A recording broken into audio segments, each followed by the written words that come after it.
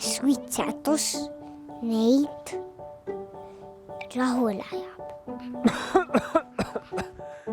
Suits pärsib mesilaste omavahelist kommunikatsiooni, nii et kui mesinik tahab oma taru juures tööd teha, siis ta tavaliselt kasutab sellist suitsikut, mis ajab mesilased veidi segadusse, nii et nad ei näe hästi, ei tunne enam lõhnasid ja pigem põgenevad, kui mõtlevad nõelamise peale.